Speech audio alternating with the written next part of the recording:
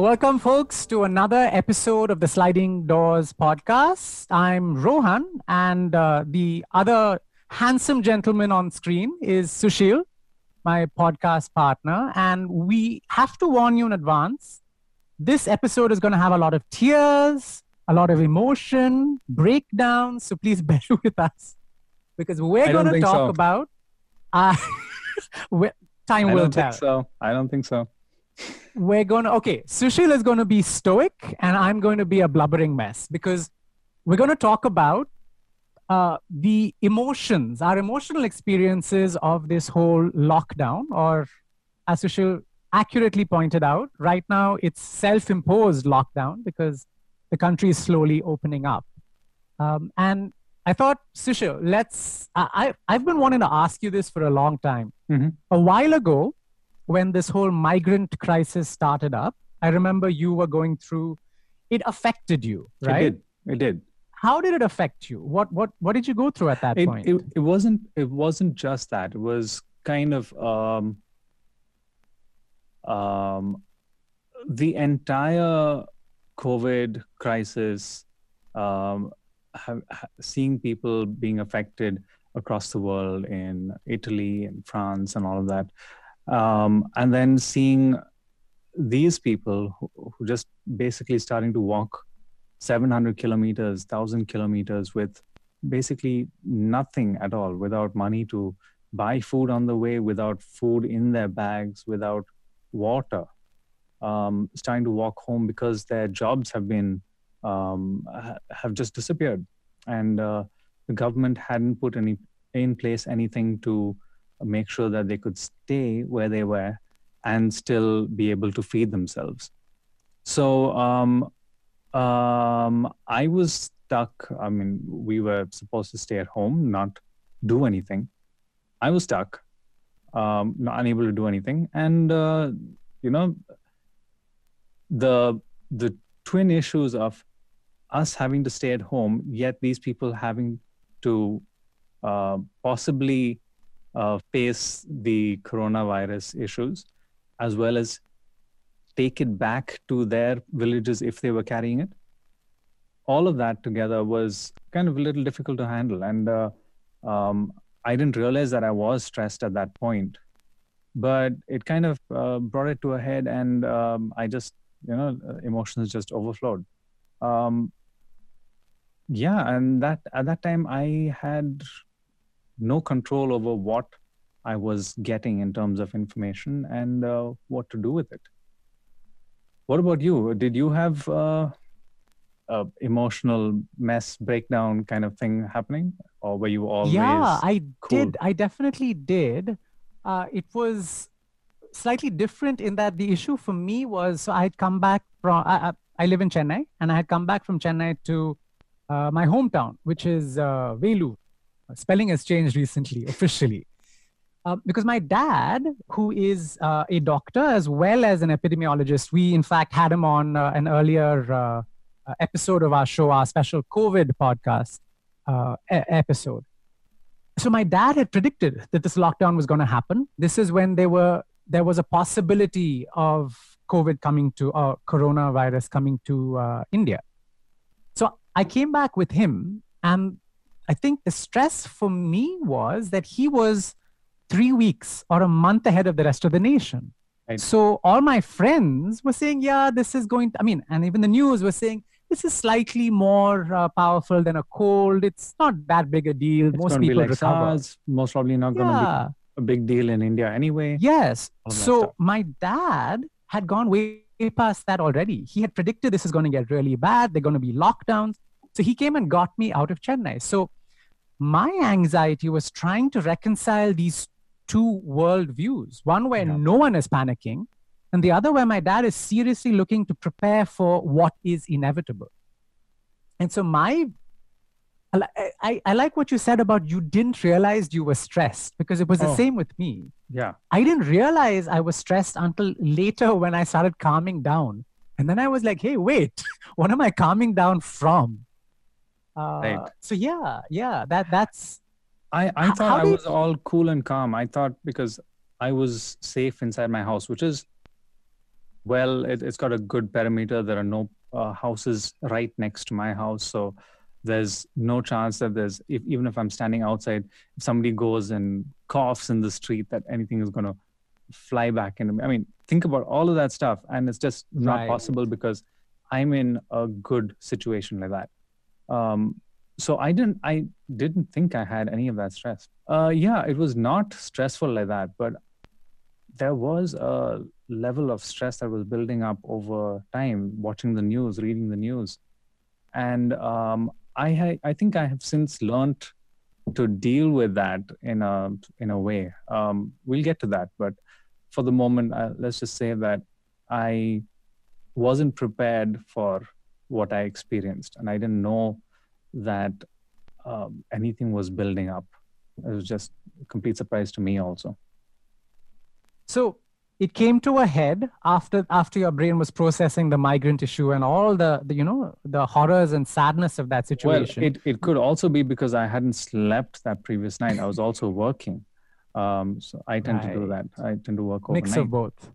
Could be all of that. I think it was also probably a factor in me staying up, not going to sleep, because it was also that stress of what am I going to do? What about work for the future and all of that stuff building up. So I think actually, wait, all of that let's get into that. Let's get into that. What were some of the factors you think, or what are some of the factors that could be playing on our listeners' minds or on our minds? Like, can you think of some of the issues? I can talk about some of the stuff that my friends are experiencing with regard to work and just having a job, and for those of us who are entrepreneurs and freelancers, what about getting work, getting clients, keeping clients in the next 6 to 8 to 12 months? It's stressful. There are lots of people who aren't getting enough work, and a lot of people who are having to think about what they're going to do in terms of retooling, in terms of improving their skills, in terms of increasing their marketing to get jobs. And those are all very important concerns. Those are things that people do need to think about. But I think also people need to take a step back and also calm down, because you can't really, those are all factors outside your control. Even getting clients, even if you're advertising, getting clients is basically outside your control at this point in time, right? For most people. I mean, not every country in the world is facing the same issues, but many are. So work, clients, the next 6 months, nobody knows what's going to happen. And most are assuming that it's going to be chaos. The economy is looking bad, whichever country you look at. Production is down. Stock markets are up, but that's temporary. That's only because people have excess money at this point in time because they're not spending as much. They're not going out and spending, so they're putting it in the stock market. But that's likely to come down. It's going to reflect reality. So what do we do to plan to stay ahead of, to expect the worst and plan for that? I don't know at the moment. So we'll probably get back to that.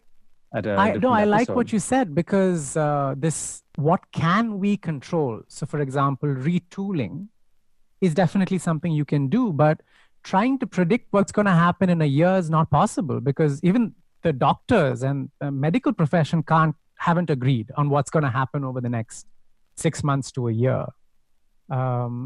So yeah, that is a challenge. What are your thoughts about the virus now? It's been months. We have more information about it.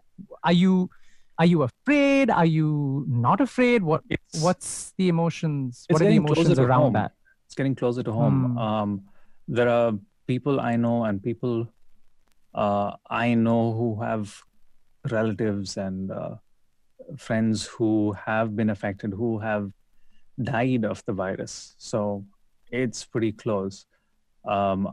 It's I think eventually all of us are going to know somebody who's died of the virus. It is that prevalent at the moment. ICMR might think that it's not yet in. Can I share what you said? Can I share what that the caption to that forward was? Yeah. So Susheel sends me Please. this article about the ICMR saying that COVID is not yet at the community transmission phase, and Susheel's caption was rare. What the article yes, says its transmission is very rare. And so Susheel's caption to that article was, "What have they been smoking?" Seriously. And both my parents, who are doctors, started laughing when I shared that with them because they completely agree. All right. Interesting to hear that. Yeah. But yeah, I don't, it's become so politicized that you can't really trust the numbers anymore. And if me, a person who's kind of isolated, I don't have many friends, I don't have a large circle. If I know at least 4 people who have relatives who have passed away due to COVID, straight away, you know that the numbers are much larger than what is being recorded. And at this point, I think the stats say 300 or something like that in Chennai. Deaths, not cases, deaths due to COVID. And I believe there was a test which was a study which was done, which took blood samples, and they said that actual number is probably between 15 and 30% in most communities, most cities in India. And the numbers are supposed to be, they expect the actual numbers to be about 100 to 200 times the official numbers. Let me throw in 2 bits of anecdotal evidence to add to the drama about these numbers. 1, doctors are asking when relatives die, people die, doctors are asking their relatives, do you want this to be recorded as a COVID death or not? They are given that choice. Because if it's recorded as a COVID death, you can't go for the funeral. The body is just taken away. And then you will be under quarantine after that. So to avoid that, you can now say not a COVID death. So that's not going to be reported. And 2, even before this crisis, a huge percent of the population was dying without a death certificate. So you're in some rural area, you bury the body wherever you want. No ulterior motives. There's no foul play. It's just how things work. Yeah. So numbers are definitely being underreported. I guess that we will never know the true scale of the COVID incidents as well as the deaths across India. Yeah, but again, let's bring this back around to how you and I are dealing with it. I've kind of disconnected. I dip into the news now and then. I look into it. I see what Donald Trump is doing. I see what America is doing. I see what our Prime Minister Modi is doing, Amit Shah. And then I back out. I come back, I watch Netflix. I relax. Very important point. And I want to ask you about that because my relationship with the news, we're not on good terms at the moment because it's, whenever you turn it on, there's so much negativity. And I want to talk about this because it seems that you have to strike a balance between running away from it, which is what I do by default, but also being aware of what's happening so that you can make decisions when the time comes. I think that's important. So I don't watch the news on television at all because our television news hosts are pathetic. I instead just go to some of the major news websites. I prefer to read articles or I don't go to Facebook all that much now because it's just a stream of news articles and people saying BJP this, COVID that, and all of that stuff. So I've kind of given up on Facebook. I do dip in to share some stuff that I found, but so I'm backing off on those 2 platforms. news in general and Facebook. Gosh, Twitter also is pretty crazy for news. Yes, I don't really spend too much time on Twitter. But I found that was important. That was really important because that was feeding the loop of me being depressed and stressed and finding things out of my control, because it was all out of my control. The CAA protests, the fires, the all of that stuff. So Twitter, stay away from that. Dip in for a short while, maybe once in 2 days. Facebook, maybe once in 2 days. Spending more time on Netflix, on work, learning stuff. I've also got another hack to add, which is find someone who is interested in the news and is following things and get them to give you a summary and answer your questions. Because what that does is it cuts out the emotional component. Right. When I watch, for example, migrants and their struggles, like you, I'm hit and it almost debilitates me. Yeah. But when I ask my dad, so what's the issue about the migrants? Or I ask my friend Chandu, who we're going to be having on in a bit. When I ask him for information, he sort of is able to give me the facts and a bit of analysis. It's almost like an editorial, but I don't have to go through that anxiety. I don't know if that's necessarily always a good thing. Maybe it's good to go through some of that anxiety. I haven't thought about that, but it definitely does help with what we're discussing. That is the balance of staying informed, but not being overwhelmed. Yeah, I don't think it's good to be in a state of stress all the time, even if it's at a level that you don't even recognize, both for physical reasons as well as, just not being able to actually think about stuff the right way. I've realized that for me, at least, it changes the way I think about stuff. That's definitely stress. I mean, that adds also stress to the situation because you don't know, you have to second guess yourself. It's actually interesting. One of the side effects of this podcast is that you and I chat at least twice a week, once to just discuss strategy and once to record. Yeah. And I found that it's a useful tool to get feedback on how I am.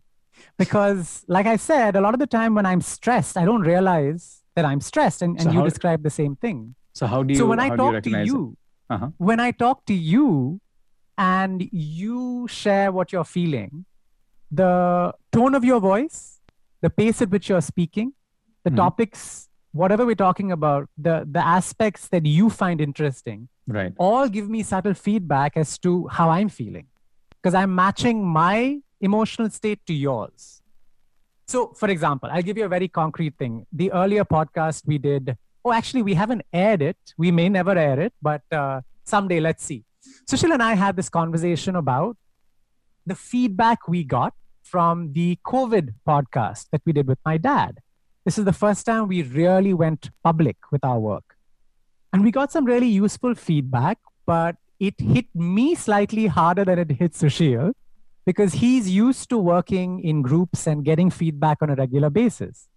And I realized how hard I was hit by this by talking to you, Susheel, because the way you were discussing the suggestions we got was very different emotionally and even intellectually than the way I was approaching it. So as I heard you go through the same points that I had read, but react to it differently, it suddenly struck me that, hey, wait.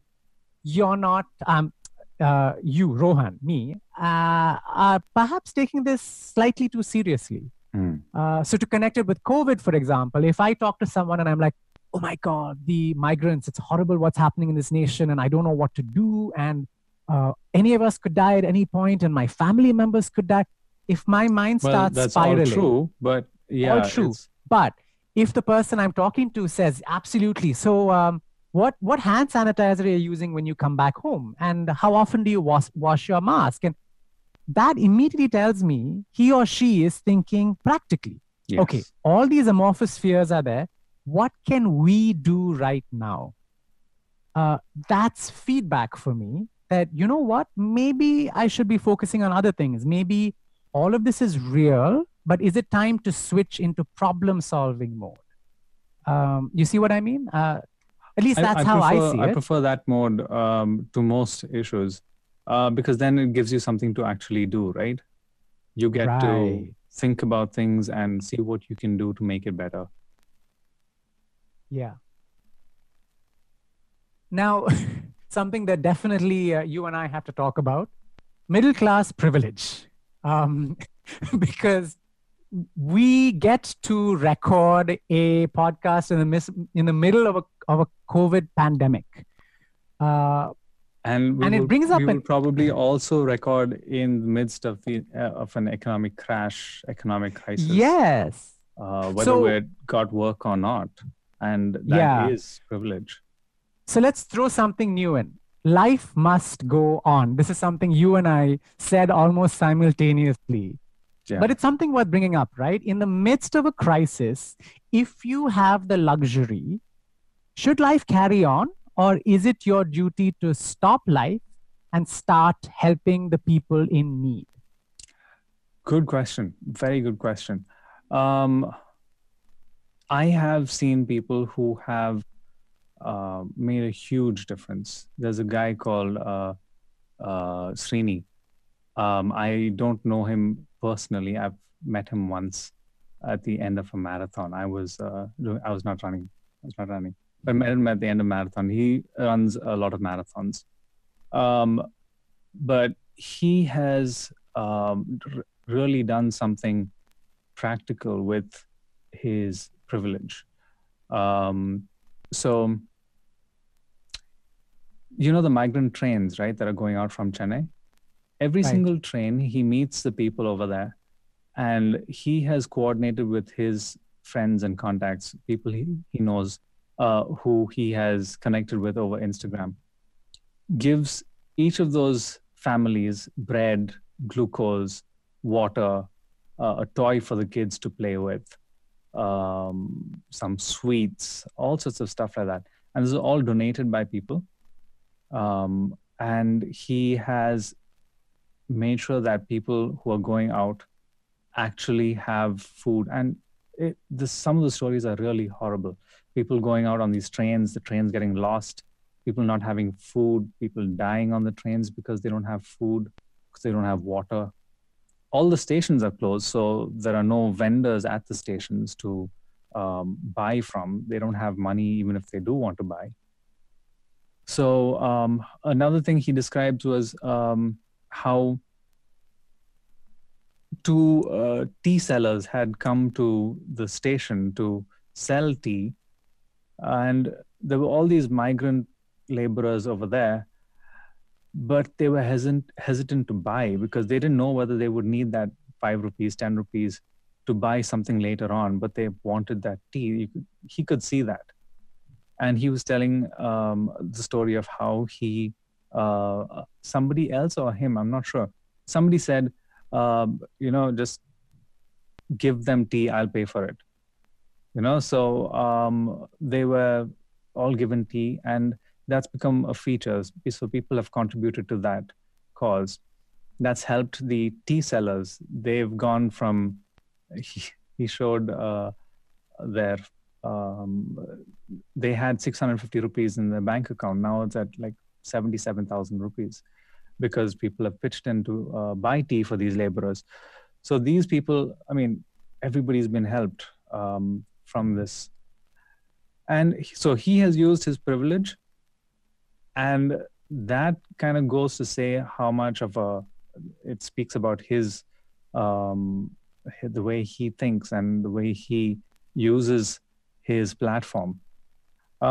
Would I be able to do it? I don't think I would have the courage to do it. I'm just not that, what's the word? Courageous, yeah. Okay, here's a suggestion. First of all, you need to be able to act on that. It's something that I probably won't. But, there are people who are actually doing it. And there are ways to help them. I think that if we have the privilege to be able to sit over here and not have the same level of concern, yet be worried about these people, it probably makes sense to help the people who are actually doing something about it, right? So let's do that then. On air. How about we have Srini on next time? Would he agree? I'll check. Let's see. I think this would be something. Yeah. I think let's see how these two privileged boys can use their privilege, because I think it would definitely be, I think a lot of people want to help. We just don't know how.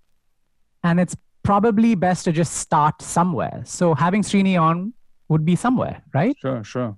Let's do that. Let's see if he will come on. Right. It'll be useful. I'd love to hear about his stories. Yeah. So I guess what we're coming to would be life does go on. So it's not either or, right? You don't give up everything you're doing and go and help. You could, but it doesn't have to be like that. But at the same time, because another thing we have to both describe is how easy it is to just withdraw, right? Withdraw from the world. If we wanted to, can't always do it, but we could spend the day just doing our work, reading our books, doing our podcasts, and forget about the world around us. Yeah. That's not ideal either, right? It's not. So it's that balance that makes a difference. Yeah, definitely. It's something that you need to be aware of, and you can't ignore stuff that's going on outside, whether it's just outside your gate or the other end of the city or the other end of the country. Yeah. Right. I've also got to bring up an emotion. So we've covered anxiety, fear, emotional numbing, confusion because of just no one's agreeing on what we should be doing or what we shouldn't be doing. But funnily enough, I was thinking about this. There's also a little hope, because at least for me, the hope is, may never happen, but the hope is that we can learn from this. We, not just individuals, but however slowly it happens, larger level organizations, maybe not government, but civil society, groups that are, NGOs, groups that are bringing about change, hospitals, things like that. Maybe we could have a systemic change. That would be interesting if it could happen. This might be the cynical part of me, but I think change is happening, but for the worse. Okay. Because organizations that are used to taking advantage of the system are taking much greater advantage. More advantage. And it is worsening the system. It's not making it better. Unfortunate, but yeah, that's also part of what we need to act to prevent. Right. Yeah. It would be worth having an expert on here as well to see, to find out if these changes, if there are any positive changes, because it seems to me that we have the opportunity right now to prepare for or get our systems in place for if there's a second wave, which many people say will happen. Mm-hmm. Or if we sort out COVID-19 and COVID-22 comes along. It would be interesting to see that. One definite change is the way that, in the sense of hope, again, this is a certain segment of society that benefits, the switch in the way we function. So a lot of my friends have talked about their workplaces deciding to have a proportion of their staff work from home forever, even after this, because it's saving money. And they're actually counterintuitively being more productive when no one is breathing down their neck. Well, I'll comment on that. So basically, a lot of IT people have been saying that they've been pressured into working longer hours because they're not commuting. So they're more stressed out because of work. They're worried that they might lose their job. So they have to work more. They have to perform better. They're spending more time later nights, starting off earlier in the morning, unable to spend time with their family, even though they're at home. So it's not necessarily a better situation for everyone because working at home. So I've found a bunch of my friends saying, I can't take this anymore. I really need to get back into office. So do you think that is more of a case of setting boundaries and negotiating a new work style? So bosses saying you're not on call 24 hours a day. These are the working hours, and outside these working hours, communication stops, just like they would if you were coming into the office. No, so what's happening is obviously their bosses want to perform better, right? Because if they don't perform well, it's their job on the line. So they put pressure on their subordinates. Let's get more done. Let's have higher targets. Let's sell more. Let's finish more. Let's perform better. And that, I mean, they're obviously not going to talk about, hey, make sure that you stop working at this time of day. I know that my sister, who works in HR, is working much more than she would normally. She's working from home, but she's having to plan out stuff and help the organization. So that's taking a toll on her. It's stressful for. And you don't when you think have targets that you need to perform, that you need to right. But do you think it's possible that at some point managers realize that working more doesn't mean getting more done? I don't think so. Is that unlikely? No, not in India. Won't happen. Not in India. Some enlightened companies will, yes, and they'll be like, okay,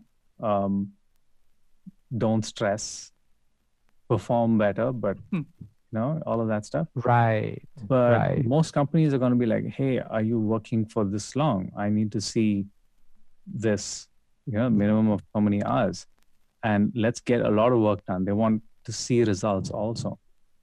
So it's going to be a little difficult. Not everybody is going to be able to benefit out of working from home. Right. Higher stress. Right. What's next for you over the next month or so? Any plans? I've been a little lucky, actually, probably because of the way my company is positioned. I've actually been getting a few more inquiries than normal. So I've been a little busy with work in a good way, been able to set my own terms. So that's good, but I don't know whether that's going to last for the next 6 months or 3 months. So just trying to figure out what other stuff I can do to keep working even while there's no real external jobs coming in. So I have a couple of ideas that I'm executing on. Let's see what happens on that front. I don't want to talk about it right now because I don't know whether I'll actually execute properly. Happen. Right. Yeah, I think you're right, because even for me, the clients I have right now are going steady, but 3 months down the line, 6 months down the line, I have no idea what their situation is going to be, which will then affect my situation. So yes, it's going to be interesting to see how things unfold. Are we ready to listen to a psychologist take on the issue of COVID and emotional issues? So our guest today is Anirudh George. He is a childhood friend of mine, but he is also a psychologist with over a decade of experience. So he did his bachelor's in psychology at Xavier's in Mumbai, did his master's degree in psychology at Surana College in Bengaluru, and went on to do an MPhil in NIMHANS, the National Institute for Mental Health and Neuro-Sciences. He's now a practicing neuropsychologist at the Christian Medical College in Vellore. And so we thought it would be useful to get him to share not only his personal experiences and emotional reaction to COVID, but also his psychological analysis of what happens to us in periods of stress like this. So it should be good. Hope you enjoy. What's your journey been like, man? Chandu? My journey. Um, I don't know if I've been anxious particularly. Um, I think so. For me, I mean, generally, life is also slightly different from the way that most people engage with it, I guess, in the sense that because of my work, it's I guess the way to put it is I am so, I think uh, generally I am an anxious person, but for COVID, I don't think I've been too anxious. Um, Maybe because it doesn't seem. I think there may be two reasons for that. One is that it doesn't seem so real because nothing has affected me personally so far. None of my friends, none of the people that I really know about or are really close to have been uh, found to be COVID positive. So then the numbers and all the reports are just kind of very abstract and are happening to other people in a sense. That's one part of it. I think the other part of it is the fact that I don't know. I was thinking about it the other day, and to me, it seems to a certain extent, I think I am very, very aware that my life is not as predictable or controllable as one would assume. I think, and that's simply because of my day-to-day work. Um, and so I, because of the kind of people that I interact with on a day-to-day basis, um, and a lot of them are in very improbable situations. So, for example, people with brain tumors, or people who had an accident and then had brain damage, people who contract diseases.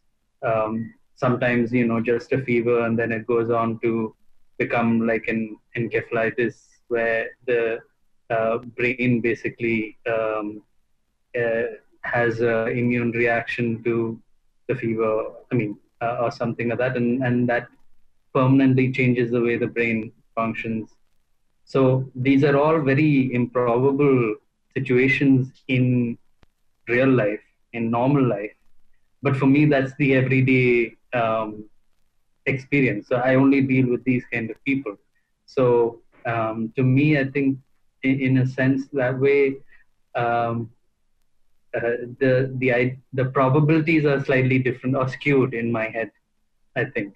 So from that point of view as well, I think it sort of seems slightly different, I think, So and in that's a why way, maybe I'm not. you are you are dealing with worst case scenarios in everyday life, basically. Right, right. From a health point of view, yeah, definitely a health, social. So coronavirus is not that big a deal actually for you, probably. Yeah, I mean, in the sense that it is one among so many others. Right. And since I am dealing with them on a day-to-day basis, it's almost a toss-up as to what you could get. Right. Are you going to be in an accident, or are you going to be develop a tumor? Are you going to have your immune system attack your brain? Or you're going to get coronavirus? These are all just, I mean, almost equally probable in that sense. So I think that's a very skewed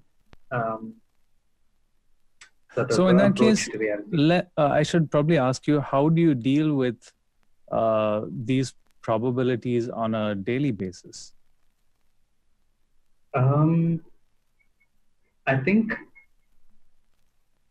to some extent, as with I think all people who deal with difficult situations, you disconnect, you detach your emotions to some extent. I mean, that's the only way you can, or at least that's thought to be the most effective way of being able to help these people, by sort of distancing your emotions. And so then you become very practiced at that over time, that you can very easily, in fact, it almost becomes reflexive. Even in times when you do need your emotions, you tend to detach from them very easily.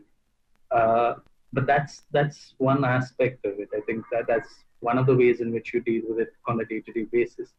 Um, and and the other way, at least that I deal with it, I don't know if other people deal with it that way, is I think a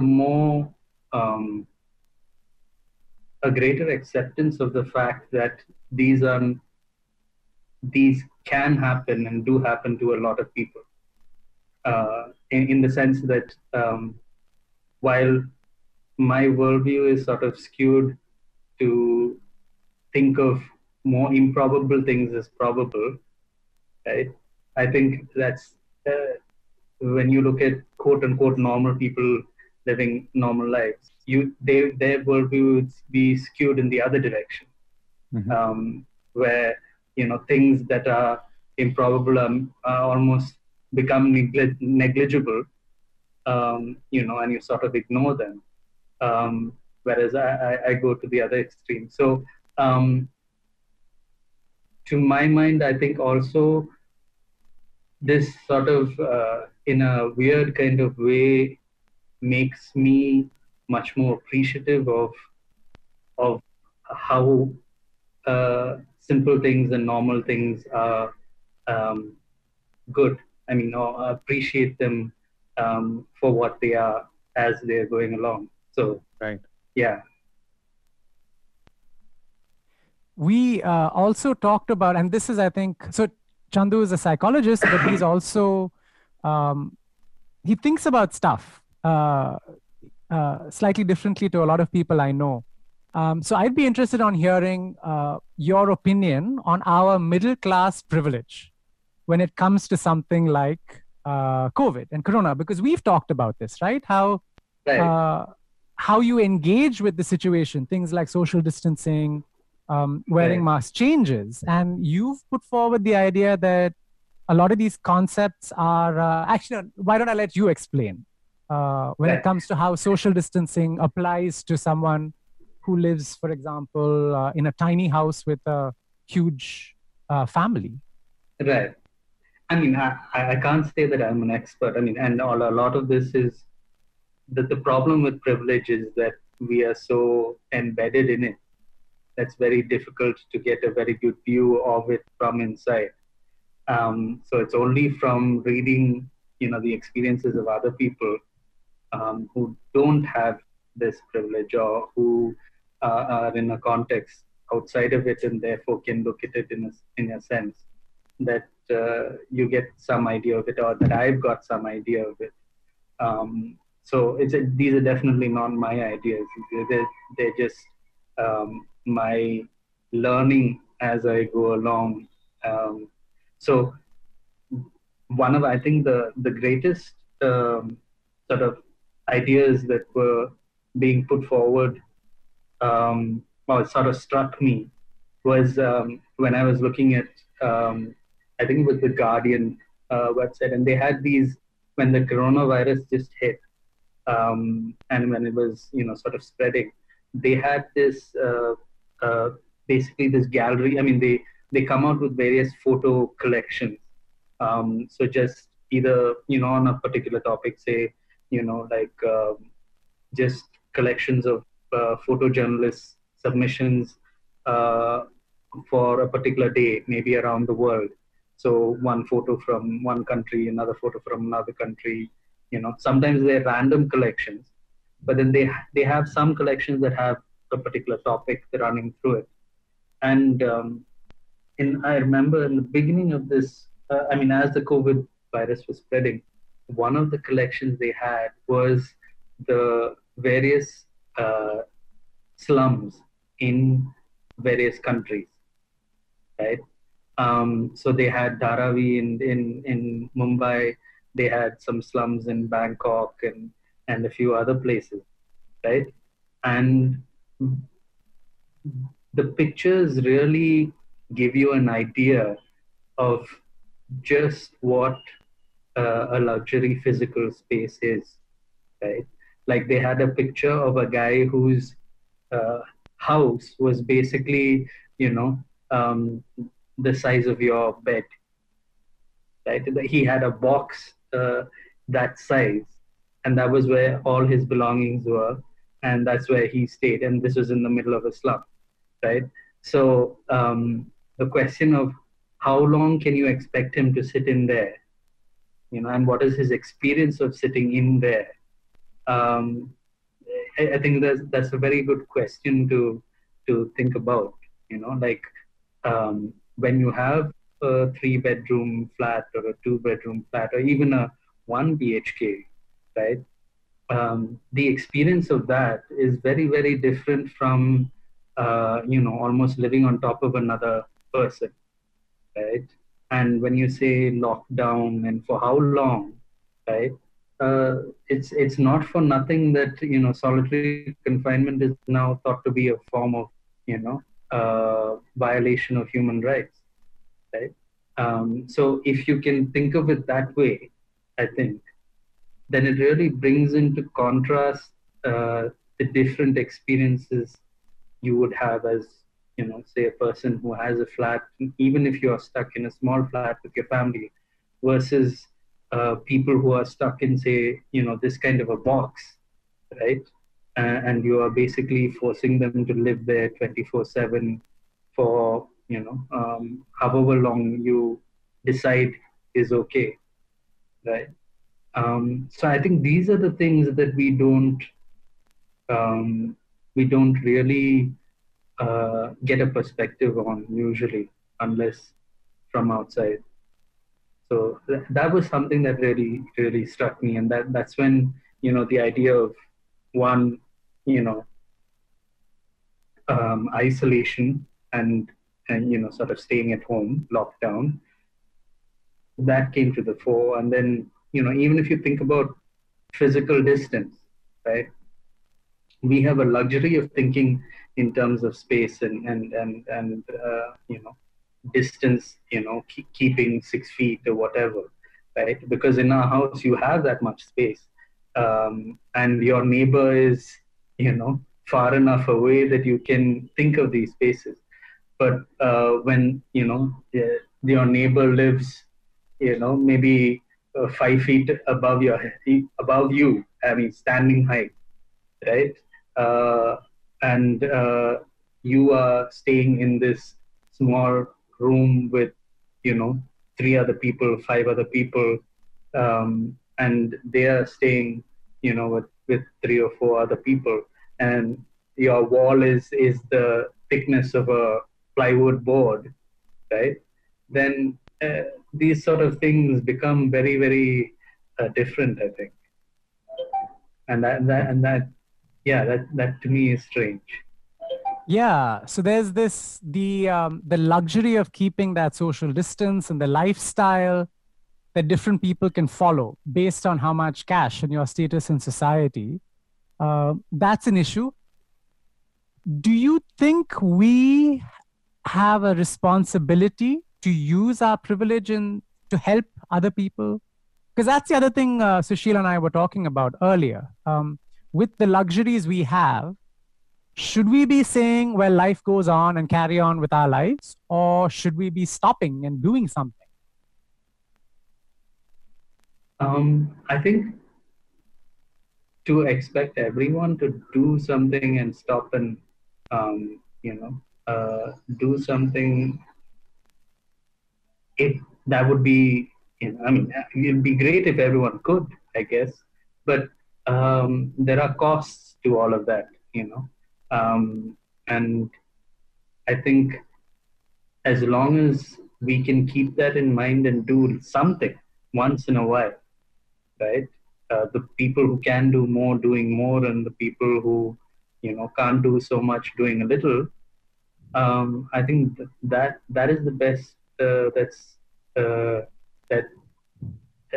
we can hope for, I think, and that's, I think, much more doable if we put it in that that frame, because at the end of the day, I think one of the problems with privilege is that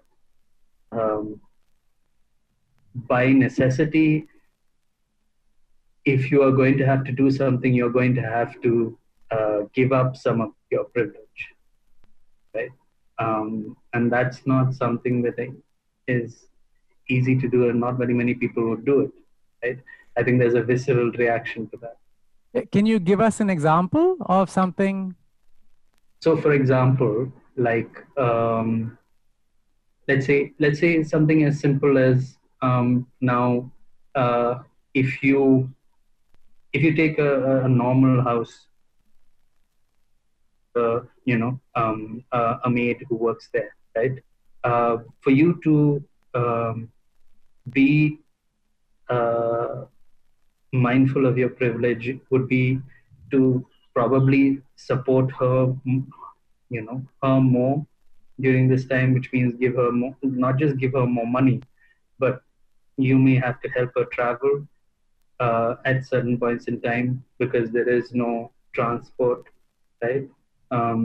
You may have to provide certain provisions because it's not just about having money in the bank, right? If you give her money in hand, that doesn't mean she can buy the provisions. She may not have the time, like, because if she's working in your house the whole day, when is she going to go to the shop and buy certain, items? So are you going to have the mental space to buy some items for her when you go shopping, and things like that? So I think there are so in order to do that, you would have to, constrain your convenience. You would have to constrain your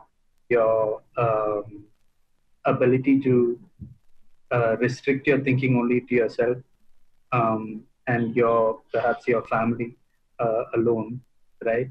And perhaps be okay with being a little inconvenienced every once in a while.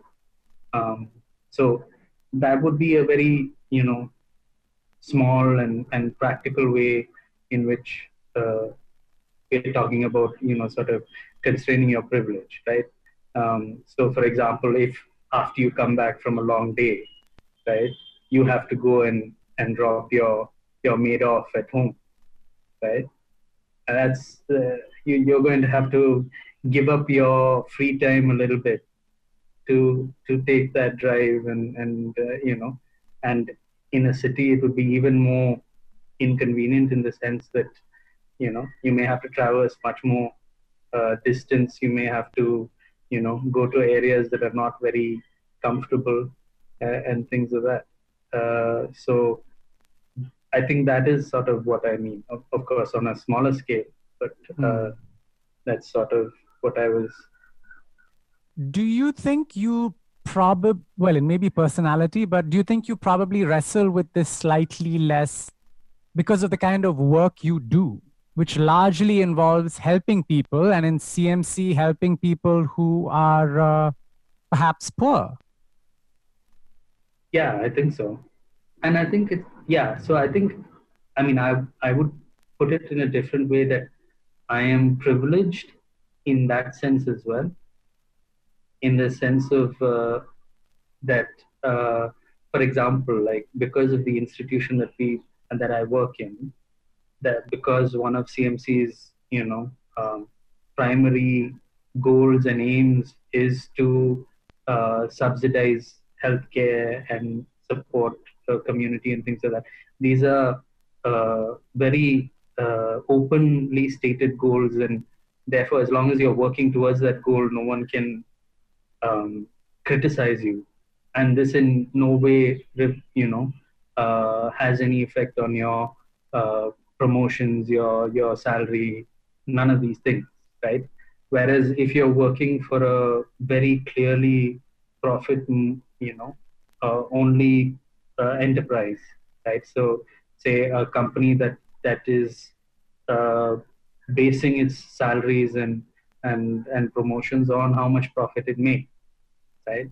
Then it's a very different kind of situation where, unless you are making them profit, right? Unless you're contributing to profit, then you are almost working against the organization, right? So you then, spending your time at work, like volunteering or doing something like that is going against the organization, and they are going to then, have ways of, disciplining you, or coercing different kinds of behavior.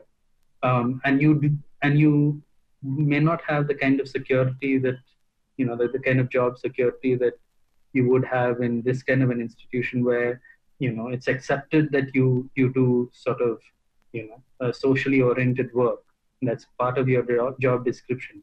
So you can do that to a great extent, and there's not going to be any threat to your job. Whereas, if you say, let's say you're working for a small, say, a small business, like say, internet service, or in some kind of small software company, right?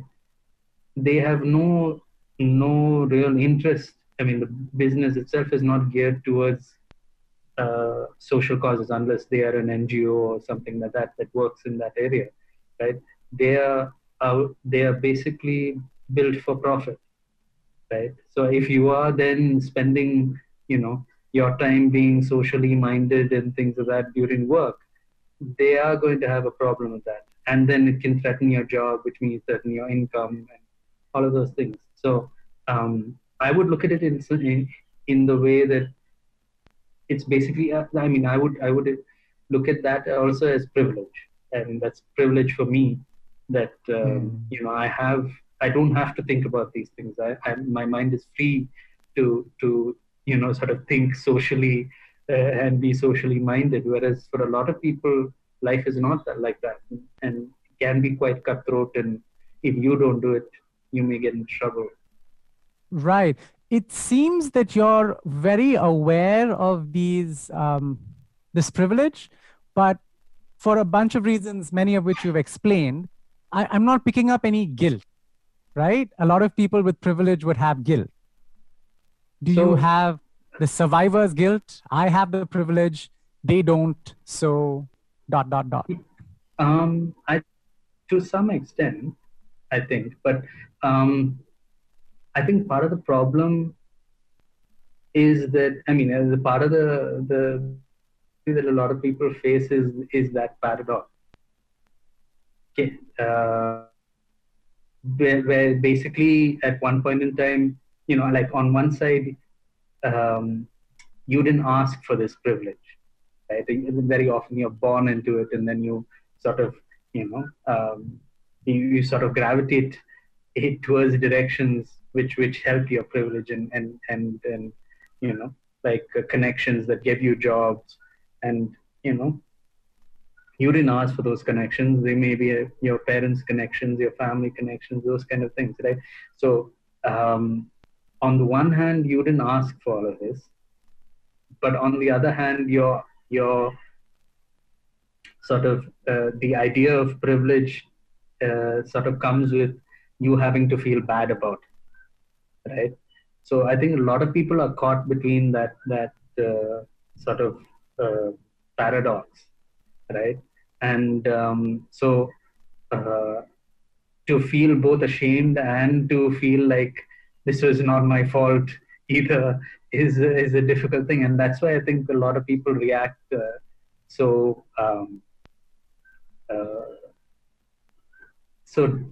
in such different ways when you're talking about privilege, I think. But to me, I think or at least I've sort of, the way my thinking has moved is sort of bringing me to places where I can at least try and hold both sides of the paradox. I'd be aware that there is more expected of me considering my privilege. So there could be more ways, and I should be thinking about those. And It is not fair that I have privilege and someone else doesn't, just by dint of birth or whatever, right? But at the same time, to also understand that that's not necessarily a criticism of me, because I didn't personally ask for this, right? This is something I was just given. It's like, winning the lottery, right? And so there's only so much I need to feel ashamed about it, right? As long as I'm trying to use the privilege to help those people who don't have it, that's the best I can do, I guess. Until someone teaches me different. Yeah. So maybe we can wrap up by putting you on the spot and asking you to put on your psychologist's cap. Right. For people out there who are worried or anxious, what could they do to sort of help themselves? I think, well, I mean, my approach would be to think about the fact that in most cases when we are anxious or when we are worried, we are thinking about something way into the future, right? What will happen if this happens? What will happen if, it all goes bad, right? So one of the problems with worry is that you're thinking so far into the future, into things that you have no idea about, no real control about, right? And that feeds back into the fact that you are powerless and you can't control anything.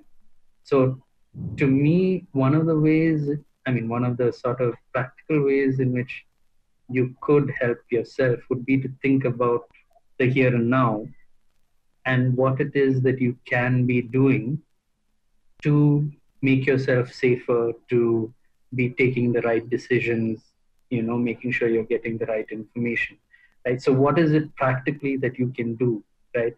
So can you build a habit to wash your hands, as necessary? For example, whenever you come in the house from outside, you make it a habit to wash your hands.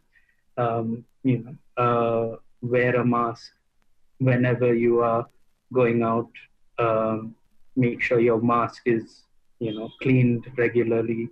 These are, very sort of concrete steps that you can take on an everyday basis. And I think if you can focus your mind on these concrete steps, you're basically building up to the future, right? So the more you do these small things properly, the less chance there is for whatever you're afraid of in future happening. So looking at it that way, I think, if you could focus on that, what can you do now? And and more than what can you think about now, what can you do now, right? Actions that you can take that keep you safer. I think that may help some people, hopefully. Right. Absolutely. Absolutely. I think that definitely is a good takeaway. Acknowledge the fear, acknowledge the uncertainty, acknowledge the privilege, acknowledge all those things, and then come back to the present, right? What can I do? What steps can I take without catastrophizing? Yeah. And to be okay with taking small steps. I mean, no one is asking you to, go out there into the front line and, put yourself in harm against COVID or anything like that. You don't have to do that. You just have to make sure that you're being safe, right? It's just a small thing, washing your hands is a small thing. Making sure you wear your mask is a small thing. So I think, small things done well, right, add up. And being okay with doing the small things and focusing on the small things, I think is at least a good way that I find that calms me down when I am, when my mind starts sort of whirling and going off into the future. Just small steps that I can take right now. Even the simplest ones. If I am really anxious, then I narrow it down to the most simplest thing I can do right now, right? And easiest thing that I can do right now, and then go from there. Right. Small things done well. Perfect takeaway, man. Yeah. Yeah. Great. I think that's a good point at which to wrap up. Thank you so much. Perfect. Yes.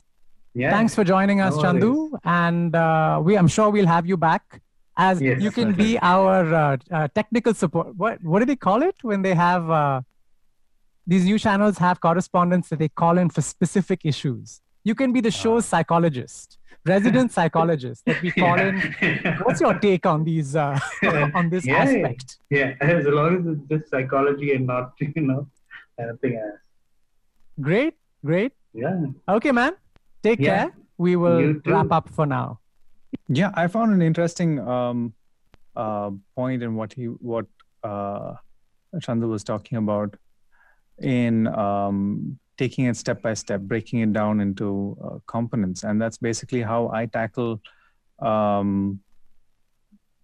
any task.